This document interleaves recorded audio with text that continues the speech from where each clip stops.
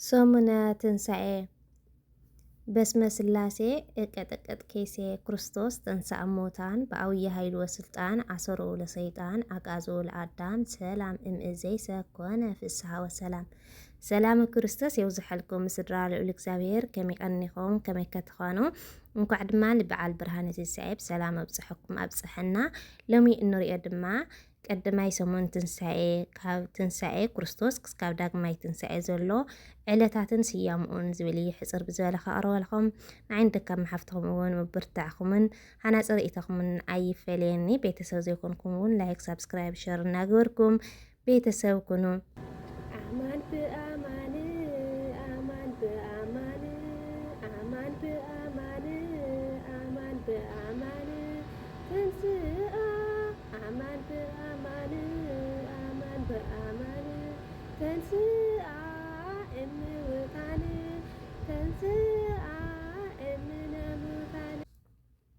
እግዚአብሔር አምላክ ነዚ ብርሃነ ትንሣኤኡ ስለ ዘርእየና ክብሪ ምስጋና ይኹን። እምበኣርከስ ትንሣኤ ማለት እንታይ ማለት እዩ ክንብል ከለና መጀመርያ ትንሣኤ ማለት ተንሥአ ካብ ዝብል ናይ ግእዝ ግሲ ዝተወረሰ ኮይኑ ምትንሣእ ምልዓል ማለት እዩ። እስራኤል ዘስጋ ዘኽብርዎ ዝነበሩ በዓለ ፋሲካ ካብ ባርነት ግብፂ ናብ ነፃነት ካብ ሓዘን ናብ ሓጎስ ዝተሰጋገርሉ በዓል ስለ ዝኾነ እዩ። ዘጸአት ምዕራፍ 13 ናይ ሓድሽ ኪዳን በዓል ፋሲካ ግን እስራኤል ዘነፍስ ካብ ኃጢአት ናብ ጽድቂ ካብ ሕስራን ናብ ክብሪ ዝተሰጋገሩሉ ዓብዪ መንፈሳዊ በዓል ስለ ዝኾነ እዩ። ትንሣኤ ክርስቶስ ንዓና በኹሪ ምዃንን ክርስቶስ ከም ዝተንስአን ደቂ ኣዳም ኩሎም ከም ዝተንስኡን እቶም ብዓይኖም ትንሣኤኡ ዝረኣዩ ሃዋርያት መሃሩ። ብርሃን ዓለም ኣቦና ቅዱስ ጳውሎስ ንሰብ ቆሮንጦስ ኣብ ዝጸሓፎ መልእኽቱ ከምዚ ይብል፣ ክርስቶስ ምእንቲ ኃጢአትና ሞተ ተቐበረ ከዓ ከምቲ እቶም ጽሑፋት ዝብልዎ ኣብ ሳልሳይ መዓልቲ እውን ተንስአ። ድሓር እውን ነቶም 11 ሃዋርያት ተረኣየ። ድሕሪኡ ዝበዝሑ ካብኣታቶም ክሳዕ ሎሚ ዘለዉ ገሊኣትን ግና ደቂሶም ዘለዉ ካብ 500 ንዝበዝሑ ኣሕዋት ብሓንሳእ ተረኣየ። ሕጂ ግና ክርስቶስ በኽሪ እቶም ዝደቀሱ ኮይኑ ካብ ሙታን ተንስአ። ስለዚ ከምቲ ሞት ብሓደ ሰብ ዝመጽእ ከምኡ ከዓ ትንሣኤ ሙታን ብሓደ ሰብ እዩ ዝመጽእ ከምቲ ኩላቶም ብኣዳም ዝሞቱ ከምኡ ድማ ኩላቶም ብክርስቶስ ሕያዋን ክኾኑ እዮም። ቀዳማይ ቆሮንጦስ ምዕራፍ 15 ካብ ፍቕዲ 1 ክሳብ 22። ጎይታና መድሓኒና ኢየሱስ ክርስቶስ ካብ ዝተንስአላ ሰንበትን ድሕሪት ዘሎ ግዝያት ነቲ ጎይታ ብሞቱ ንሞት ስዒሩ መቓብር ክፈትለይ መገነዝ ፍትሑለይ ከይበለ ዝተንስአሉ ዕለት እናዘከርና እንሕጎሰሉን እንደሰተሉን ግዝያት እዩ። እዚ ቅንያት እዚ ሓጎስ ብብልዕን መስተን እንገልጸሉ ቅንያት ዘይኮነስ ሓጎስና ምስ ተቐየምናዮም ይቕረ እናተባሃልና ብዝቐደመ ኃጢአትና ተጣዒስና ብንስሓ ተሓጺብና ብቑርባኑ መንፈስና ኣጽኒዕና ካብ ዝወደቕናሉ ብሓድሽ ህይወት ምስ ክርስቶስ እንትንስአሉ ጊዜ እዩ። ብፍሉይ ድማ ካብ ሰንበት ትንሣኤ ኣትሒዙ እቶም ዝቕጽሉ ዕለታት ሰሙናት ክሳብ በዓለ ሃምሳ ጰራቅሊጦስ ነገረ ትንሣኤኡ ብሰፊሑ ዝንገረሉ ዝስበኸሉ ዝዝመረሉን እዩ። እዘን እዋናት ድማ ብትንሣኤ ክርስቶስ ናይ ዝረኸብናዮ ጸጋ ንኽብረሉን ንዝክረሉን ስለ ዝኾነ ናይ ሓጎስን ፍስሓን መዓልትታት እየን። ካብ ሰኒ ትንሣኤ ሰንበት ክሳብ ዳግማይ ትንሣኤ ሰንበት ዘለዋ መዓልትታት መልእኽቲ ትንሣኤ ይኹን ደኣምበር እናተን ፍሉይ መፀውዒ ስም ተዋሂብዎን ይርከብ።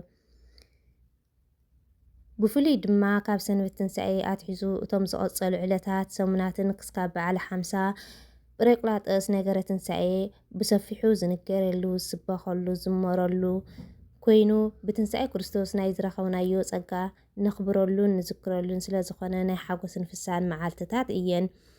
ካብ ሰኒ ክሳብ ዳግማይ ትንሣኤ ሰንበት ዘለዋ መዓልትታት መልእኽተን ሶኒ ማዕዶት ተባሂላ ትጽዋዕ።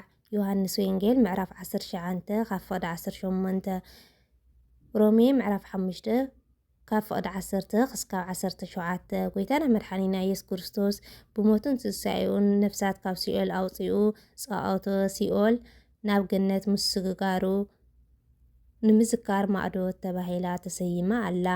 ማዕዶት ማለት ምስግጋር ማለት ከም ምዃኑ ነፍሳት ብዕለተ ዓርቢ ስቕለት ጎይታ ብኣካለ ነፍሲ ናብ ሲኦል ወሪዱ ነፃነት እንትሰብ ከሎምን ሓራ እንተውፅኦምን እኳ እዚኣ ማዕዶት ተባሂላ ትፅዋዕ ዘላ ሶኒ ነዚ ኣቐዲሙ ዝተፈፀመ ግብሪ ተዘክርን ተስተንትንን። ሰሉስ ድማ ቶማስ ተባሂላ ትፅዋዕ። ዮሃንስ ወንጌል ምዕራፍ 20 ካብ ፍቕዲ 24 ክሳብ 30 ኣብ ዕለተ ትንሳኤኡ ሰንበት ምሸት ጎይታና መድሓኒና ኢየሱስ ክርስቶስ ሓዋርያት ኣብ ዝተኣከቡሉ ኣብ ዕፁብ ማዕፆ ኣትዩ ክግለፀሎም ከሎ ኣብ መንጎኦም ቶማስ ሓዋርያ ኣይነበረን። ፀኒሑ ካብ ዝነበረሉ ምስ ተመለሰ ካልኦት ሓዋርያት ትንሳኤ ጎይታ ምስ ነገርዎ ከይረአኹ ኣይኣምንን ብምባሉ ኣብ ሰሙኑ ጎይታ ዳግማይ ቶማስ ኣብ ዝተረኸበሉ ስለ ዝተገለፀን ኣማን እምበር ዘይኣመነ ኣይትኹን ኢሉ ንሱ ምዃኑ ስለ ዘረጋገፀሉን ነዚ መዘከርታ ክኸውን ተባሂሉ እዛ ዕለት እዚኣ ብቶማስ ተፀዊዓ ኣላ። ዕለተ ረቡዕ ኣልዓዛር ተባሂላ ትፅዋዕ። ዮሃንስ ወንጌል ምዕራፍ 11 ካብ ፍቕዲ 38 ክሳብ 46 ፈታዊ ክርስቶስ ዝነበረ ኣልዓዛር 4 መዓልቲ ድሕሪ ምማቱ ንምቕባሩን ካብ መቓብር ፀዊዑ ጎይታ ስለ ዘተንስኦን ብዙሓን እውን ነዚ ተኣምር ሪኦምን ሰሚዖምን ብጎይታ ስለ ዝኣመኑን ኣብታ ዕለት እቲኣ ድማ ጎይታ ትንሳኤን ህይወትን ኣነ እየ እቲ ብኣይ ዝኣመነ እንተሞተ እኳ ብህይወት ክነብር እዩ ብምባል ብግልፂ ስለ ዝመሃረን ስለ ዘርአየን እዚኣ መዓልቲ እዚኣ ዓብዪ ግብሪ ትንሳኤ ንምዝካር ኣልዓዛር ተባሂላ ተፀዊዓ ኣላ። ዕለተ ሐሙስ ኣዳም ተባሂላ ትፅዋዕ። ሉቃስ ወንጌል ምዕራፍ 24 ካብ ፍቕዲ 35 ክሳብ 49 እቲ ብገይግኡ ዝወደቐን ሞት ዝተፈረደን ቀዳማይ ሰብ ኣዳም እዩ። ሰለስተ ጣዓሰ ድማ ናብ ገነት ዳግማይ ከም ዝምለስ ኣምላክ ካብ ጓልጓሉ ተወሊዱ ድሕሪ 5 መዓልትን ፈረቓን ከም ዘድሕኖ ተስፋ ዝተዋሃቦ ቅድሚ ኩሉ ድማ ባዕሉ ኣዳም ነበረ። ኣዳም ተስፍኡ ተፈፂሙሉ ምስ ደቂ ደቁ ናብቲ ዝቐደመ ክብሩን ስፍርኡ ገነት ንምእታው መዘከርታ እዛ 5ይቲ መዓልቲ ሐሙስ ኣዳም ተባሂላ ትፅዋዕ። ዕለተ ዓርቢ ቤተ ክርስቲያን ተባሂላ ትፅዋዕ። ማቴዎስ ወንጌል ምዕራፍ 26 ካብ 26 ክሳብ 29 ግብረ ሓዋርያት ምዕራፍ 20 ፍቕዲ 28 ብክርስቶስ ደም ተዓዲጋ ኣብ ዝተመስረተት ቤተ ክርስቲያን ዓባይ መዘክርታ ብምዃና ኣብ ሰሙነ ፋሲካ ዘላ ዓርቢ ቤተ ክርስቲያን ተባሂላ ትፅዋዕ። ቤተ ክርስቲያን ማእኸል ስብከት ስቕለትን ትንሳኤን ኣካል ክርስቶስ ቤተ እግዚአብሔር ምዃና ኩለና እንፈልጦ ሓቂ እዩ።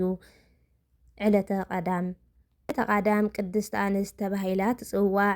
ሉቃስ ወንጌል ምዕራፍ 8 ካብ ፍቕዲ 2 ክሳብ 3 ሉቃስ ወንጌል ምዕራፍ 8 ካብ 38 ክሳብ 42 ማቴዎስ ወንጌል ምዕራፍ 8 ፍቕዲ 15 ሉቃስ ወንጌል ምዕራፍ 23 ካብ ፍቕዲ 27 ክሳብ 29 ሉቃስ ወንጌል ምዕራፍ 24 ካብ ፍቕዲ 1 ክሳብ 12 ማቴዎስ ወንጌል ምዕራፍ 25 ካብ ፍቕዲ 1 ክሳብ 12 ኣብ ዘመነ ስጋዊኡ ንጎይታና ሃዋርያትን ብገንዘብን ብጉልበትን ዘገልግላን ኣብ እዋን ስቕለቱ ድማ ዋይ ዋይ እናበላ ክስካብ ቆራንዮ ዝሰዓባ ከይወግሖ ከሎ ኣብ ዕለተ ትንሳኤኡ ቅድሚ ሰበን ብለይቲ ናብ መቃብር ጎይታ ጨና ሒዘን ብምግስጋስን ቅድሚ ዝኾነ ካሊእ ሰብ ትንሳኤ ክርስቶስ ዝተገለጸለን ቅዱሳት ኣንስቲ መዘከርታ ክኸውን ቅድስቲ ኣንስት ተባሂላ እዛ መዓልቲ ተፀዊዓ ኣላ።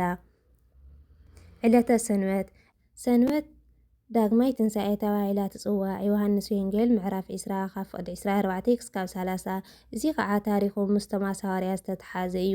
ከምቲ ኣብ ዕለተ ሰሉስ ተገለጸ ቶማስ ኣብታ ቀዳመይቲ ሰንበት ትንሳኤ ጎይታ ንሃዋርያት ክግለጽ ከሎ ስለ ዘይነበረ ንትንሳኤ ጎይታ ብሰሚዕ ጥራይ ዘይኮነስ ዝረኣዮ ምእንቲ ክምስክር ደልዩ ከይረአኹ ኣይኣምንን ብምባሉ ጎይታ ናይ ልቡ ፈሊጡ ኣብ ሰሙኑ ዳግማይ ንሱ ኣብ ዝተረኸበሉ ተገለጸሎም እሞ ንቶማስ ሓዋርያ ኣጻብዕኻ ናብዚ ኣምጽእ ነዳወይ ረአ ኢድካ ከዓ ናብዚ ኣምጽእ እሞ ናብ ጎኒ ኣእትዋ ኣማኒ እምበር ዘይኣማኒ ኣይትኾን ኢልዎ። ንሱ እውን ከምኡ ገበረ። ኣእዳው ግና እሳተ መለኮት ስለ ዝተንከፈ ቆርየን ተረፋ። ጎይታ ግና ምሒርዎ። ቶማስ ድማ መሊሱ ጎይታይን ኣምላኸይን ኢሉ በቲ ሓደ ኣምላክነቱ በቲ ካሊእ ድማ መሓርነቱን ጎይትነቱን መስከረ። ስለዚ እዚኣ መዓልቲ ጎይታና መድሓኒና ኢየሱስ ክርስቶስ ዳግማይ ትንሳኤኡ ዘረጋገፀላን ምስጢረ ንሃዋርያት ዝገለጸላ ስለ ዝኾነ ዳግማይ ትንሳኤ ተባሂላ ትፍለጥ። እምበኣርክስ ናይ ቅድስቲ ቤተ ክርስቲያንና ኣብ ሰሙነ ትንሳኤ ክስካብ ዳግማይ ትንሳኤ ዘለዉ ዕለታት ስያሜኦምን ትርጓሜኦምን እዚ ይመስል። ዝተጋገኽዎ እንተሃልዩ ድማ ብቅዱሳን መላእኽቲ ይተኣረመለይ ጽን ኢልኩም ስለ ዝሰማዕኹም እውን ኣብ ትገብርዎ ጾምን ጸሎትን እግዚአብሔር ኣምላኽ ጽን ኢሉ ይስማዕኩም። ወስብሐት ለእግዚአብሔር።